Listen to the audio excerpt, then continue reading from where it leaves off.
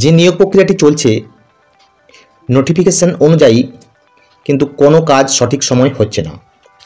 কিছু কিছু ডিস্ট্রিক্টে ফাইনাল রেজাল্ট পাবলিশ হওয়া সত্ত্বেও সেখানে জটিলতা তৈরি হয়েছে এবং কিছু কিছু ডিস্ট্রিক্ট এখনও ফাইনাল রেজাল্ট প্রকাশিত করতে পারেনি কম্পিউটার টেস্ট শেষ হওয়া সত্ত্বেও।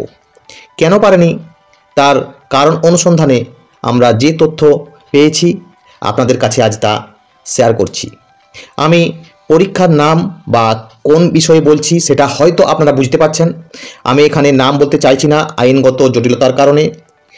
তার রেজাল্ট যে প্রকাশিত হচ্ছে না তার মূল কারণ প্রত্যেকটি ডিস্ট্রিক্টেই প্রচুর পরিমাণে আরটিআই জমা পড়েছে বিভিন্ন তথ্য চেয়ে। সেই তথ্য সঠিকভাবে দিতে না পারার কারণেই এখনও পর্যন্ত ফাইনাল রেজাল্ট প্রকাশিত হচ্ছে না। বিশেষ করে আমরা কয়েকটি ডিস্ট্রিক্টের যারা এই সকল পরিচালনা করছেন তাদের সাথে আলোচনা করেই আমরা এই বিষয়টি জানতে পেরেছি। এরপর যদি কোনো আপডেট থাকে অবশ্যই আপনাদের জানানোর চেষ্টা করব। ধন্যবাদ, ভালো থাকবেন।